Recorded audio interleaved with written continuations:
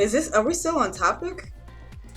Oh, well, this will be bonus content. This will be a TMDT extra. Bonus? Okay, well, you're going to put this on our Patreon? Right, exactly. This is for our premium Patreon subscribers. Right. Pay $2.50 every month to get bonus content. Hi, everyone. I am Matt DeFanis, broker owner of Remax Realty Associates and lead of the Matt DeFanis team. And today, for our second ever Matt DeFanis team podcast, I am joined by my fellow team members, and they are... I'm Joseph Gray. Missy Ganiyu. And all three of us are licensees, Illinois real estate broker licensees, and we get to work together. And today's topic that we just want to talk about from our ongoing and real world experience is some of the impediments that new buyers experience when it comes to wanting to see a house and connecting with one of our people or with some other agent somewhere else. And what is now new for us, Missy or Joseph, that started in August of 2024? You got to have a buyer agency agreement. Missy, what happens when somewhere between the click, I want to see it, you may have a sparkling, lovely phone conversation with them. You may feel like you made a decent connection. You let them know that you have to have a buyer agency agreement. And then what do we have happen a lot of the times? So sometimes I come across buyers who, after bringing up that they have to sign a buyer agency agreement, they end up changing their mind and not wanting to see the home. And sometimes that manifests itself by actually saying, I'm not comfortable signing something, I'm not going to see it, cancel the showing. And other times they'll just what, Joseph? Sometimes they'll be fine signing it. Oh, the word I was looking for starts with a G and ends with host. Okay, I was like, I don't know what. That's what happens when you start this game of finish my sentence. You don't know what you're thinking. I thought you people knew me. So sometimes we'll tell them about the buyer agency agreement that is a legal requirement. We'll come back to that in just a minute. And sometimes they'll say, well, I'm not comfortable signing anything, cancel the showing. But other times they'll just ghost you. And so Joseph, talk just a little bit about what that workflow looks like that goes from initial conversation or communication to here's what I'm going to send you, but then you do what you're going to say. And then what? Oh, Matt, there's a focus issue. I'm back. I don't know. It kind of, no, oh, you know why? You know why? It's because I was gesticulating. As soon as it see. You put your hand down. Please don't gesticulate on camera. What if I want you to talk to the hand? All right, I'll try to keep my gesticulating to myself. Oh no. We're only 2 minutes in and Missy is already head in hands. I wish I could see your face right now. Oh my gosh. Yeah, it's like, oh my gosh. Okay, so did you have Celsius? Why are you? What's happening? I have Celsius, but I really haven't had very much. So back to our originally scheduled conversation. So Joseph, talk about for a minute what that often will look like when you get that click to schedule showing. You make a connection with the person that ends up ghosting you. What happens there? Sure. Well, I mean, I understand having reservations about signing something before you've even met someone. I would want to know more information about that too. So the way I try to do it, I'm trying to be as flexible as possible. What we're going to do, I'm going to explain it to you a little bit over the phone. I'm going to send you an email with more in-depth information and a copy of the buyer agency agreement, exactly as it'll be when you're ready to sign. That's going to be a non-exclusive agreement, which means you're not tied into working with me one-on-one. And typically, if it's someone that inquired online, I'm happy to make it be good just for the day of the showing or even property specific. That gives us a chance to get out, see the house that you're looking for, and decide if we're going to be a good fit. Do we want to work together on a longer term basis? Basically, you get to come in and have a trial run and see where it goes from there. I'm happy to extend it going forward, but I don't want you to feel obligated right off the bat. There's stranger danger until you've proven there isn't. So, all right. So for those who are listening, listen to what he just said. How could you resist? And he sort of anticipatorily addressed several of the things that would potentially frighten people. And yet, what often ends up happening, the whole reason we decided we wanted to have this conversation about this topic today, is despite all of that, here's how this works. Here's what I'm legally required to do at a minimum under the license law. I cannot do a showing, virtual or in person, if I don't have your signature and mine on a buyer agency a representation agreement in writing of some sort. And so Joseph explains, here's how this works. Here's what I'm going to do. Then I send it out to you because, again, preview. We don't want to stare them down at the threshold and put them on the spot and make them sign something in some high pressure situation. We wouldn't like that. And you do what you're going to do. You give them the preview, and then they will just ghost you in some cases. And our best guess is just people are like, well, I don't like this. I feel like I shouldn't have to sign something, and I don't know, but we assume in some cases they'll go find somebody who doesn't make them sign. So, Ms. Turod, if they do that, and we've kind of heard anecdotally, well, I've done showings with agents who have never maybe signed anything. What can you say about that in terms of compliance and what our legal requirements are? Well, I feel like I feel like the buyer should be weary of an agent who doesn't have them sign a buyer agency agreement because it is required by law. Yeah, so I will pause momentarily to let you know the microphone on your headphones is not what's picking you up. It's the microphone in the webcam. So I just don't want you. I appreciate what you're doing there, but it's not. Wait, this is audio only, right? We will publish it as a video podcast as well. It won't just be audio. Oh, okay. Okay. I assumed you took off the jacket. You're like, okay, it's showtime. No. It was because I was getting hot. Okay.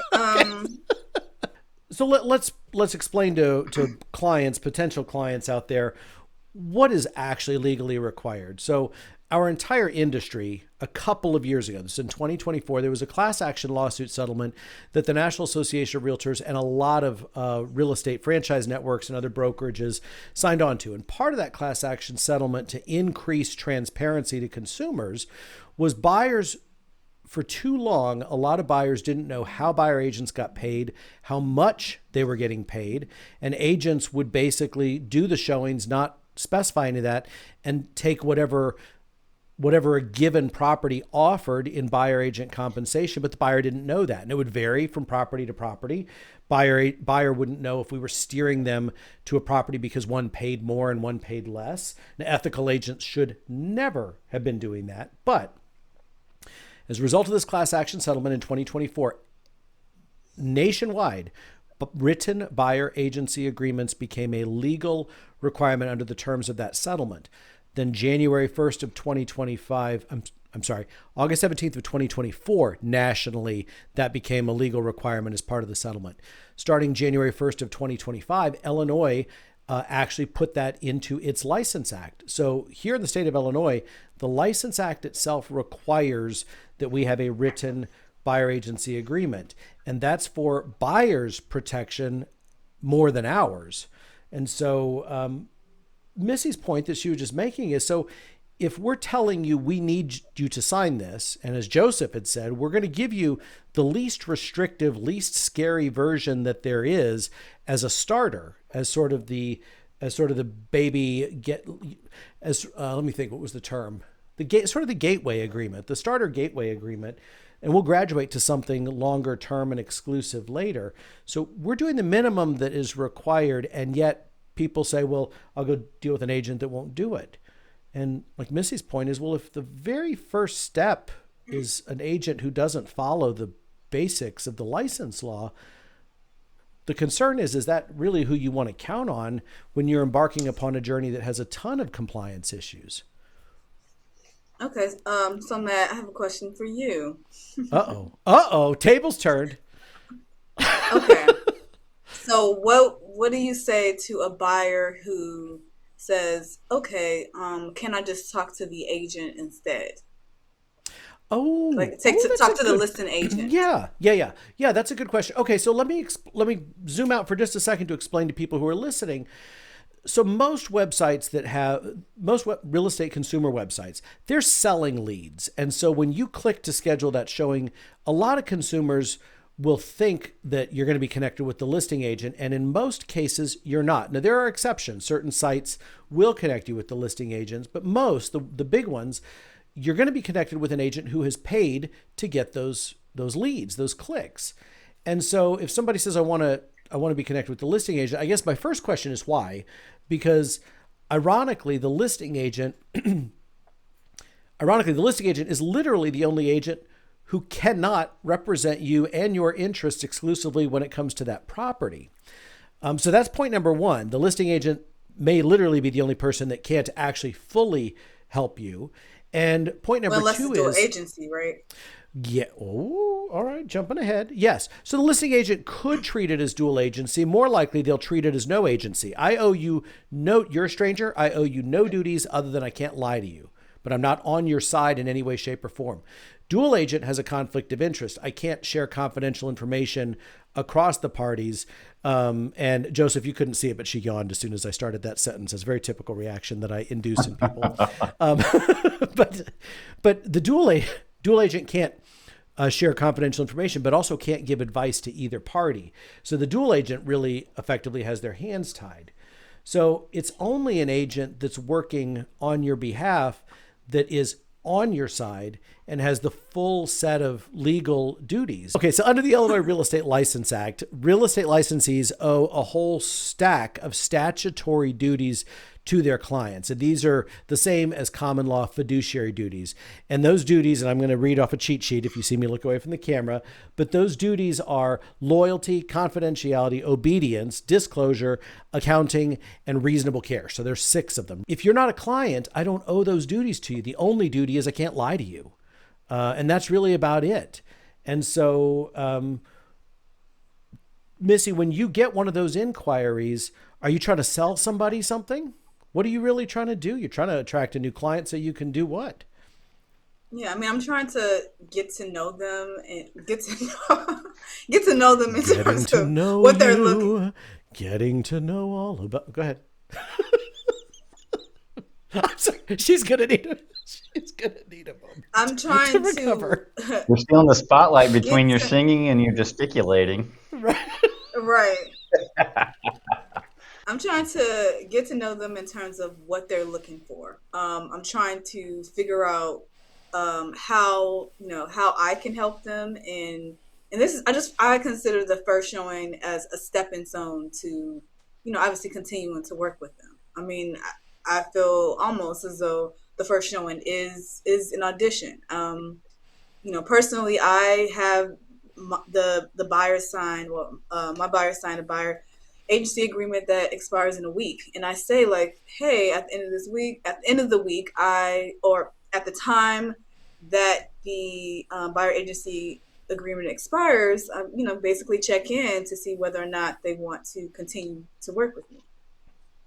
And of course, they may be in a gap where they don't have anything they want to see for 2 or 3 or 4 weeks, and and then it's a follow back up. If they pop back up 2 weeks later, sure, I'll be happy to show you that next one.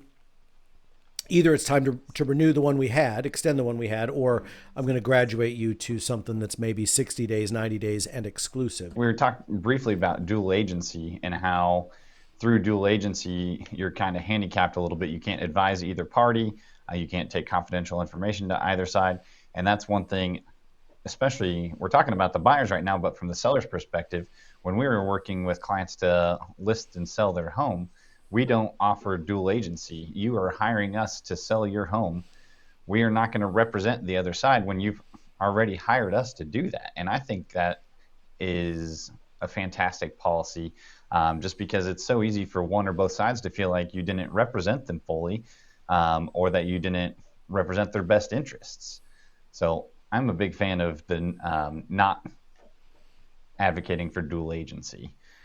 Yeah, and in Illinois, the technical term is designated agency. So within our entire firm, we've got dozens of agents, and even within our team, we've got the 3 of us, and yet only the agent that your listing agreement or your buyer agency agreement has designated in writing, that's the only one that's representing you, but their duty is to exclusively represent you. And one of the other kind of interesting side effects of that lawsuit settlement is a lot of listings, ours generally, only have a listing side compensation in it, which also means if somebody calls me at some odd hour and wants me to drop everything and go see a listing of mine, my agreement does not, and other people's agreements don't necessarily provide that they're going to get compensated. Now somebody would say, well, don't they have a duty to the seller to make sure that they do everything they can? And they do, but I think the expectation is 95%, maybe more than that, of transactions in our market involve a represented buyer. And so let's just assume it's not a lazy or an uncooperative listing agent, but I answered the phone. I'm traveling. I can't get to it for a couple of days. I was prepared to negotiate offers on behalf of my seller from wherever I was traveling, but I can't drop everything and get into it with a buyer. And I can't get a different agent in, because that different agent, if they're not also the listing agent, if they show up with that buyer, they are, as far as the law is concerned, a buyer's agent, because they're not a listing agent in that case. So that's yet another complication is, I want to talk to the listing agent. Well, why? It's the one agent that can't actually fully represent you. And number two, like, you two both demonstrate every week. We know that we've signed up for this type of lead, and so we know that we're going to be responsive to them. And if Missy answers the phone instantly or responds to the email click within 5 minutes, and what I really want is a listing agent, they're not likely to get that sort of 5 or 10 minute turnaround. I mean, I feel like if you're, and I've had this happen to me. I want to say it was like maybe a year or two ago, where I was working with the buyer lead. I sent them the buyer agency agreement, and he said, "Oh, I don't know if we're gonna put this part in, but in terms of it was something in my buyer agency agreement that they didn't like, and I just remember they just ended up trying to you know, jump from realtor to realtor, realtor. That's very real. Like you're diligently and quickly responding. You're prepared to, whether they buy a house with you or not. And I guess this is an important point. Whether they buy a house with you or not, whether you ever end up with a paycheck from these people or not, you're ready to respond quickly and to take on all of those duties that I just listed to protect them from the very, very first showing. And instead, they're essentially telling you, probably because they don't fully understand, I'm going to engage in real estate broker promiscuity, different broker for every time I click. No one will ever understand me. No one will ever know what I want. No one will ever know if I'm serious or credible. And if I do say, oh, I want to buy this one, what are their odds of getting it when they don't have somebody actually giving them advice? If you're, quote unquote, I guess promiscuous, in the sense that you're jumping from I got you to use a madism. realtor to realtor. I think, especially as we head into the spring market, where that could cost you the home, and I feel like it benefits you to work with one person at a time, because it's like the person, every time this agent shows you a home, they will continuously get a sense of what you're looking for. But if you're going from person to person, it's just like you having to explain it over and over and over again. I mean, personally, that would be that feels like it would be exhausting. Well, I was going to say, we talked about the resistance to wanting to sign something right off the bat. I would say once you get through that, the next pushback that I frequently receive is that, hey, this lists your compensation on here. Am I expected to pay that on top of the list price? Matt, how would you answer that question? Ooh, okay. So thanks for bringing that up. It's legal to charge hourly, but in our case, we only get paid upon a successful closing. So that means there's never any obligation. If you don't buy something, we're not going to send you a bill for our time and our mileage and our various other business expenses. So we have to put in that we're going to get paid if we successfully represent you on a purchase that closes. But I think the point Joseph's getting to, that doesn't mean you're writing us the check, Now, we're getting paid and it's going to come from the transaction and you're bringing the money. So we're getting paid and you're contributing or ultimately footing the bill. But for most buyers, they don't have the ability to wipe out their savings, make their down payment, pay their closing costs, and write a check to the buyer brokerage firm for their buyer representation. And before these practice changes, that would have been unheard of because buyer agents were typically getting paid whatever amount of compensation a given listing offered, and that used to be communicated through the MLS, the Multiple Listing Service, which is the primary database that these properties are all shared through. So nowadays, the MLS cannot communicate offers of compensation. Our agreements must have the amount of the compensation. That way buyers know we're not going to be making more or less or steering them because of some behind the scenes thing. So yeah, we're going to get paid. We're only going to get paid when it closes. And if you, the buyer, are not in a position where you would want to write us the check, you might say, hey, I want to negotiate for an absolute rock bottom price and I'll write the check. Fine, we can do that. But most people don't. And I think the thing that surprised me personally, that's been true across all price ranges. Like you would expect first time buyers, low down payment, you would think those are folks who literally can't. But we see high end buyer clients where in general, at least in our market, we see the overwhelming like 99% of transactions where the seller is paying the buyer brokerage fee and they know to get that top dollar or the closed comparable sales, most of those closed comparable sales at that price, that seller was paying a buyer broker compensation. So the short answer to Joseph's question after a long mat trip is the buyers don't have to write that check and they can always, always, always structure their offer so they don't. And our agreement makes that quite clear. It explicitly says you're not going to have to write us that check, that if you're unwilling or unable to be put in that position, you can always structure your offer and we will make sure you do it. Our contract forms that we use now has right on the face of it, this offer by this buyer is conditioned upon the seller paying this amount of money for the buyer broker.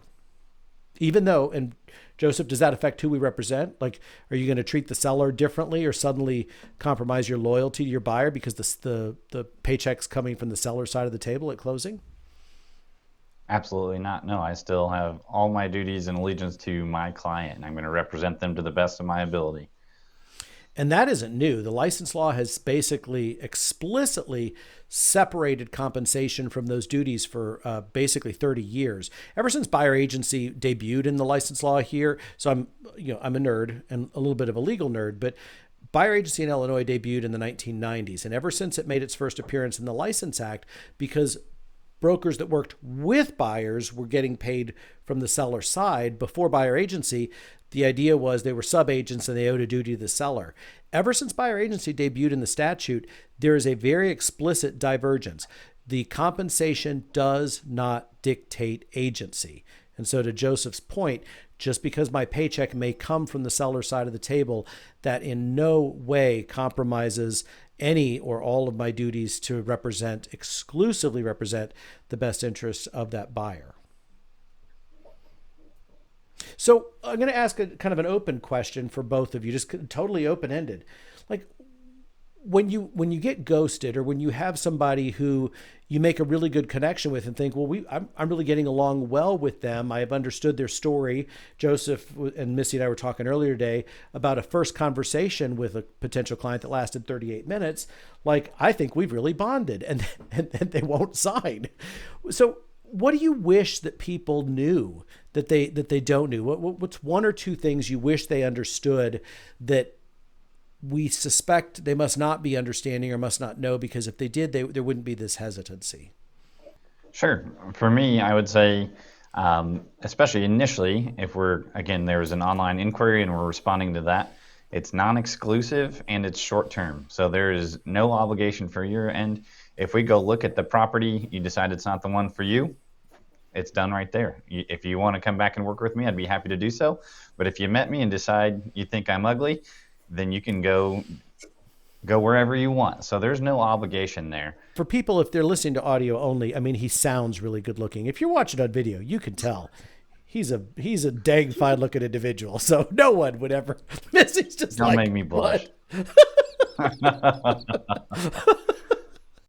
Ms. Stewart, what's the one or two things you wish that people knew that we think they must just not understand?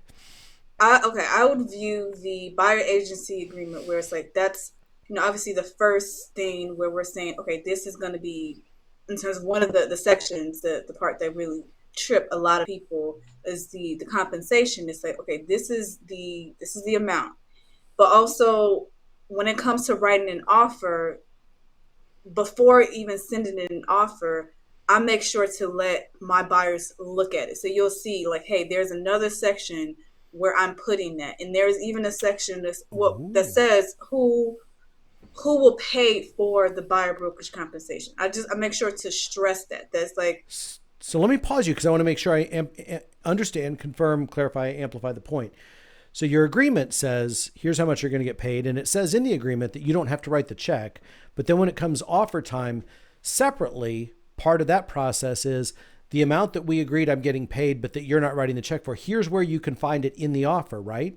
yeah, yeah. And so you're seeing that the only way you get this house is if this seller signs off on a contract that says, and they're the ones that are going to be paying me, even though I work for you. Mm-hmm. You also mentioned, not sometimes having previous homeowners, people that aren't first time buyers, but these rules are less than 2 years old. So it's a different ballgame than what they experienced if they did this 3 or 4 or 5 years ago. Yeah, where it's like, you get to decide how we move forward. I feel like just sometimes they just hear compensation and it just like it's almost as though everything else just like doesn't matter. Like if I And start talking about my responsibilities, it's just that's all they hear. right. And the funny thing is, it's not necessarily tantamount to them saying you don't deserve to get paid, you don't deserve to make a living, or that you're not valuable. It's just, I think there's this block where they assume I don't have the money to pay you that. Don't worry. Mm-hmm. Or the assumption that, prior to doing the showing, like you have to pay me and obviously I shut that down real quick. But just kind of just um I wish the people who decide not to sign it, I wish they would tell me why. I wish they would express their concerns. Because I'm like, how am I supposed to know what's tripping you up? Or whether or not something could be, negotiated if you don't tell me, if you don't you as the buyer don't communicate with me and tell me what's the problem. But not even ended when I send them the draft of the buyer agency agreement, the non-exclusive buyer agency agreement that I initially send my clients. I put, let me know if you have any Right. questions or concerns. I know it's kind of generic, But you mean it. I don't Like, know. no, seriously, if there's questions, let me know. If there's a concern, let me know.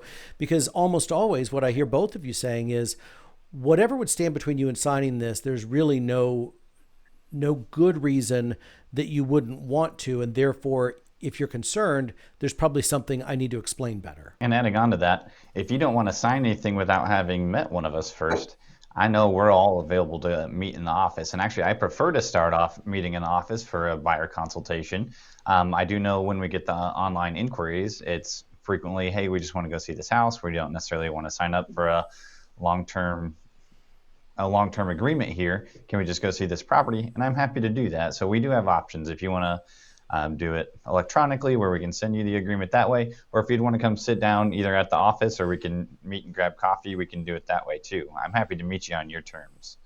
Yeah, that's a great point because honestly, when all three of us are talking, if we were going to have our storybook buyer buyer journey where we're representing them, the storybook version would always begin with, and we met at Starbucks or around a conference table at our office, and we were able to bond and bond over caffeine and snacks, and if it's Missy, snacks, Yeah. and And we then talk we about were our able pet peeves. our We hopes, talk our about our pet dreams, peeves. our triggers, yes, our pet peeves, and then we start doing showings. But the journey isn't the storybook journey because, as Joseph alluded to, in a great many cases, our first contact, and not mine, but the two of you, because the two of you are the ones that are getting those Zillow and Realtor.com, clicks. And so oftentimes what started as this very sort of brutally utilitarian. I've clicked because I want to see this house. I don't want to go meet you at your office. I don't want to go out of my way. I don't want Starbucks from you. I want you to what? Show me this house. So again, that's, whoops, sorry, I just yanked my own cord. That Joseph could totally drop a punch. That's what he said. But I know full well when I show up to show you the house now, that is the showing, it's the audition, it's the establishing rapport, it's the trying to figure out what they want and need, while at the same time trying to make sure that they get the distinct impression that each and both of you are as competent and diligent as you actually are. And if you do that too well, they may think they're being salesed and it's a put on, which it's not. So it's challenging. That's why I wanted this conversation, because you're in this really challenging spot that has gotten much more challenging, specifically those colder leads, much more challenging since we have to have something in writing and the law requires it. It can be challenging, but it's also very rewarding, because I know for me personally, I get to meet people that I would have never had the chance to meet otherwise, from all walks of life. I've met people from all over the globe that, like I said, I wouldn't have had the chance to meet them without these opportunities. So I love that. Both of you have been on the team for about 4 years. Missy just over, Joseph's coming up on his 4 years, and you were both newly licensed at the time that you joined. Both of you have clients that came in as those colder leads a year or 2 or 3 ago who have either referred you people or have turned into past clients. Missy, you had your first, I kind of pointed out to you after it was under contract. I said, so you now have your first international property transaction under your belt. I think each of us have worked with someone who you hadn't met in person until potentially after they closed. Missy, can you tell us a little bit about how you made that work with someone who was never here to see the property in person? How did you calm any anxiety they had on that? What did that look like? And look at Joseph turning into the interrogator. Well played. We're going to cut that part out.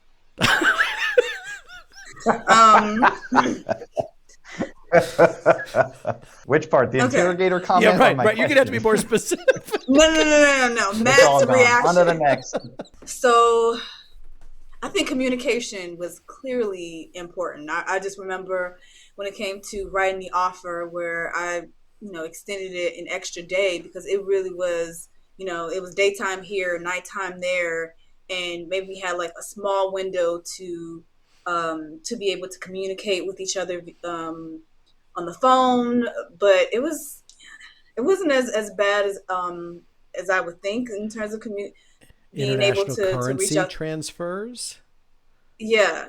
So and to top it off, that was also one where it was as a cash buyer, and I encouraged the client at the time to connect with an attorney early on, because I just wanted to make sure like everything was good. And yours, that one where you were where your client was overseas the whole time. No, you were doing this. This wasn't just some investment. You were doing this as this person was purchasing a house for some people, family members / loved ones. But also the flip side. So you said you made sure they had an attorney early on, so we didn't get tripped up by some of those international property transaction impediments like currency transfer and how long it would take to get funds here, have them verifiable in US dollars.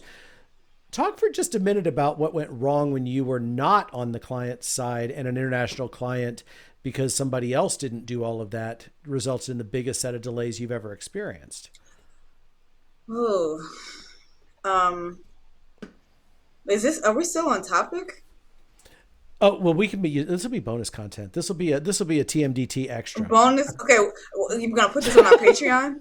Right, exactly. This is for our premium Patreon. Right. Pay $2.50 every month to get bonus content. Right. The money goes towards what?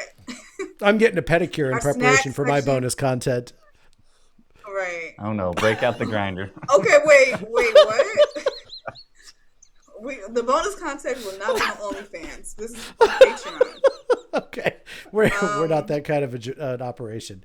I represented a buyer where the seller is basically in China. So from the very beginning, there was already there was already some issues in that even getting like this offer acceptance deadline. I mean, I just remember we had to like redo it twice just because it just kept being like a day off.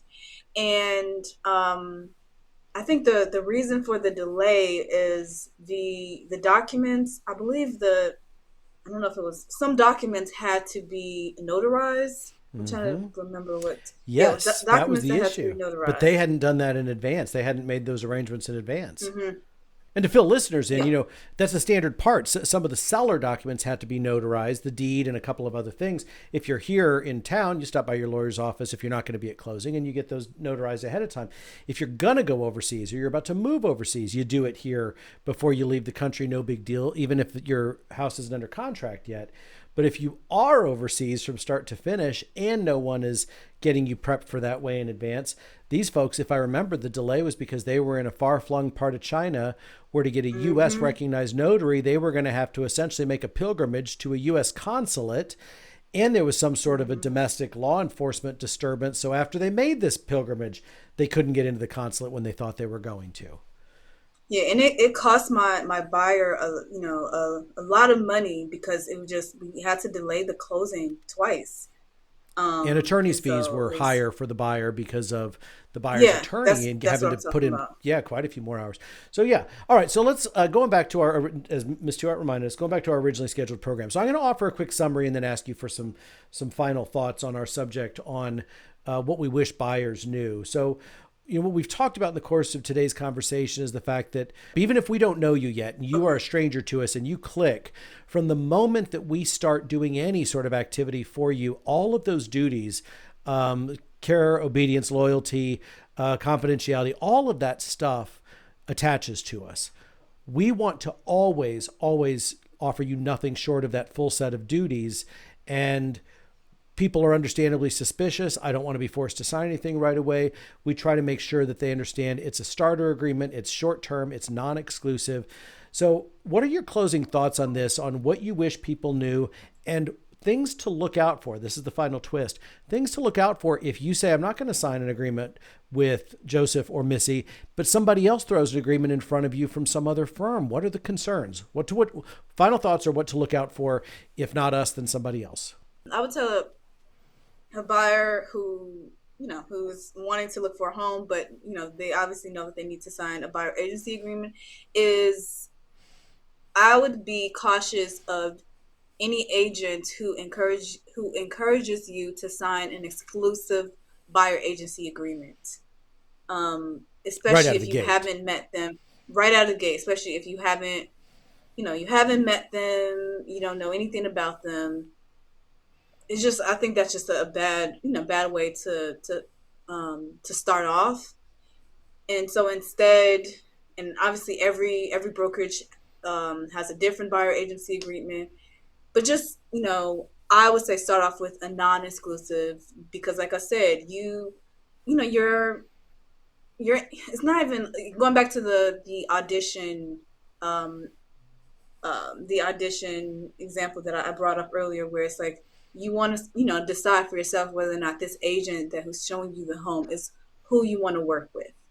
And sometimes right away, because just in terms of what they're saying, their knowledge, their expertise. But other times you're like, okay, I want to maybe go with someone else. And so if that's the case for you, if you're someone where you don't want to be work have the first person who show you the home be the agent that you want to work with, ask if you could sign a non-exclusive buyer agency agreement, and please read it thoroughly and know that you can possibly make adjustments. It is negotiable, but just read it. And if you're telling someone no, I don't want to sign it, please give them a reason. I feel like but give them a reason. Give them something. As opposed to ghosting. Yeah, I just think that's good adulting. While we're there to audition and we do want to create a rapport, ultimately what's really, if I were going to tell buyers what I wish they knew, what you really Mm-hmm. need more than anything else, do you need a human encyclopedia? No. Who knows all the answers right off the top of their head? No. Do you need a drinking buddy? No. What do you need? Somebody who is diligent, who takes seriously representing your best interest, who will go track down any information that you need that they don't have, that the listing doesn't have, and will find it and will report back and will give you advice and recommendations.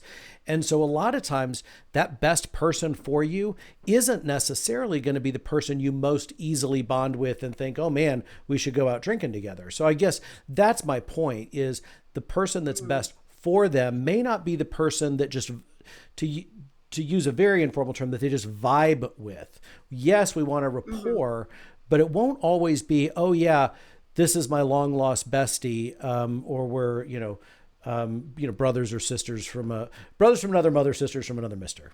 I mean, I want to clarify, even though it is an audition, I'm still being my authentic self. So I just want to make sure it's just like in terms of like putting my best foot forward, because I mean, obviously I want you to want to work with me. But I think sometimes, and I think that's part of the reason why I have the buyer agency expire in a week, because I do see, like, let's see several homes together. I don't think, from, one showing, unless I'm just like, I guess, a truly awful person, then are you able to decide, oh yeah, I no longer want to, work with the person. I just kind of feel like maybe give them a chance versus just hopping from one realtor to the next. And Joseph, I want credit for the fact that I avoided jumping in and singing "I Want You to Want Me" when she said something that practically begged for me to sing that song. I saw it on your face. I was thinking the same thing. I almost jumped in. Okay, so Joseph, your closing thoughts and what you wish they knew. I totally understand being cautious about signing anything, especially when you haven't met anybody yet. It is required to sign a buyer agency agreement in order to see a house. We can meet in person or we can meet at the house. Buyer agency agreement, just know what you're signing, whether it's non-exclusive or exclusive, what the duration is. And if you have any questions about this, don't hesitate to reach out to any of the three of us. We are starting this podcast because we all love to talk real estate. And if you reach out with questions, you just give us a chance to talk more real estate. So be happy to help with any of that. If you want a copy of a buyer agency agreement to see what it looks like, we can certainly get that over to you, whether you want to send us an email or a call or even leave a message on the video. We're happy to help out with whatever it is you need. Just throw a comment below and smash that like button. So my closing thought is you can hopefully tell from listening to these two, first and foremost, we take seriously our duties to clients. Everything we do, and I mean everything, is clients first. Clients first, clients first, clients first. If you're not a client yet, our goal is that you would trust us and we would be fortunate enough to represent you, and we can put your interests first. Everything else is an offshoot of that. So my sort of very general advice is don't ever let some fine print issue or a question that you could have asked but you were too shy to ever get in the way of you unlocking the door to somebody who really is the best representative you could possibly ask for in terms of diligence, market knowledge, ongoing experience. We take that very seriously. All of us do here. And so we hope that you found a little bit of this inside baseball and what we wish you knew useful. And I'm super lucky to get to work with these two. So thank you for those who watched and listened, for joining us for our second attempt at what we are continuing to improve upon for the Matt DeFanis Team podcast here at the Matt DeFanis Team at RE/MAX Realty Associates. Thank you, everyone. We look forward to seeing you again soon.